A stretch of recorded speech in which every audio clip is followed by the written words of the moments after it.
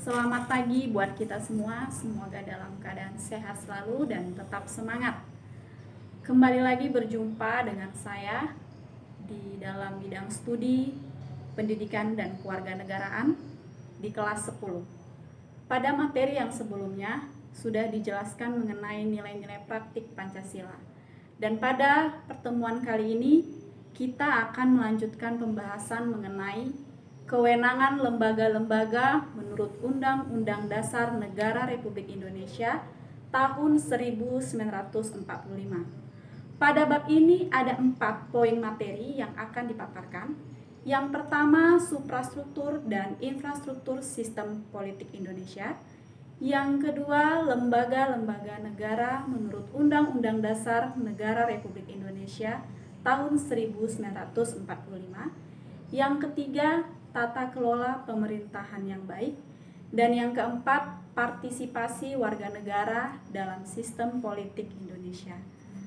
Namun pada bab ini yang akan saya paparkan yaitu mengenai suprastruktur dan infrastruktur sistem politik Indonesia. Pertama kita lihat mengenai sistem politik, yaitu merupakan keseluruhan dari berbagai kegiatan dalam negara Indonesia yang berkaitan dengan kepentingan umum, termasuk proses penentuan tujuan, pengambilan keputusan, seleksi, dan penyusunan skala prioritas. Sistem politik menghasilkan output berupa kebijakan-kebijakan negara yang bersifat mengikat kepada seluruh masyarakat tersebut. Ada 4 ciri khas dari sistem politik yang membedakan dengan sistem sosial yang lain. Yang pertama, daya jangkaunya universal atau bersifat keseluruhan yang meliputi semua anggota masyarakat. Yang kedua, adanya kontrol yang bersifat mutlak terhadap pemakaian kekerasan fisik. Yang ketiga, hak membuat keputusan-keputusan yang mengikat dan diterima secara sah. Dan yang terakhir, keputusan yang bersifat otoritatif. Yang pertama, mengenai suprastruktur. Suprastruktur merupakan struktur politik pemerintahan yang berkaitan dengan lembaga-lembaga negara serta hubungan kekuasaan antara lembaga satu dengan lembaga lainnya seperti MPR, DPR, DPD, Presiden, MA, MK, Badan Pemeriksa Keuangan, dan Komisi Yudisial.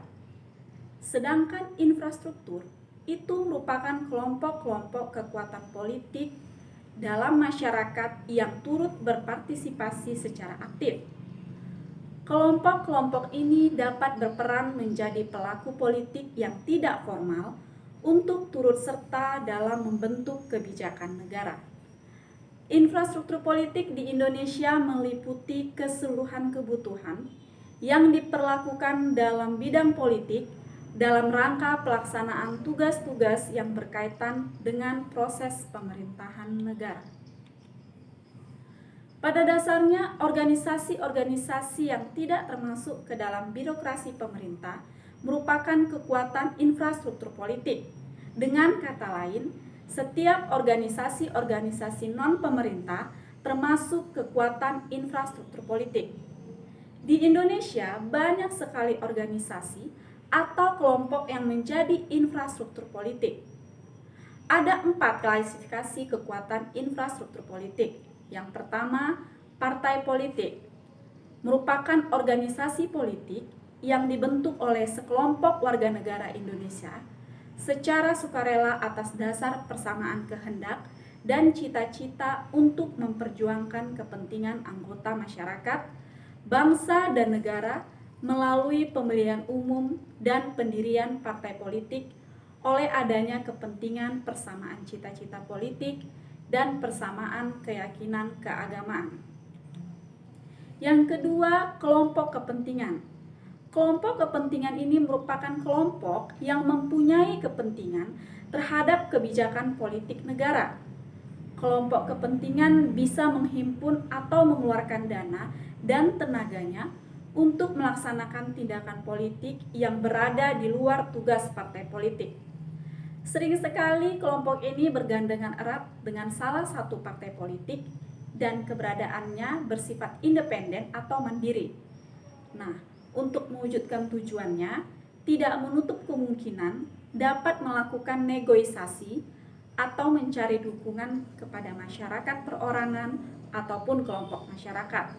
Contoh kepentingan ini LSM, Serikat Buruh, dan lain sebagainya. Yang ketiga, kelompok penekan. Apa itu kelompok penekan? Kelompok penekan itu kelompok yang bertujuan untuk mengupayakan atau memperjuangkan keputusan politik yang berupa undang-undang atau kebijakan yang dikeluarkan oleh pemerintah sesuai dengan kepentingan-kepentingan kelompok mereka. Kelompok ini biasanya tampil di depan dengan berbagai cara untuk menciptakan pendapat umum yang mendukung keinginan kelompok mereka, misalnya dengan cara berdemonstrasi atau melakukan mogok dan yang lain sebagainya. Yang keempat, media komunikasi politik, yaitu sarana atau alat komunikasi dalam proses menyampaikan informasi dan pendapat politik secara tidak langsung, baik terhadap pemerintah maupun masyarakat pada umumnya. Jadi sarana komunikasi ini antara lain adalah media cetak seperti koran, majalah, buletin, tabloid, brosur, ataupun sekarang yang dinamakan dengan sosmed atau sosial media dan lain sebagainya.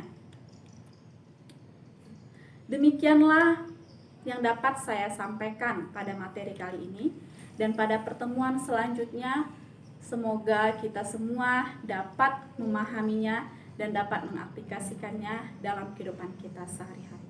Sampai jumpa di pertemuan yang selanjutnya. Selamat pagi.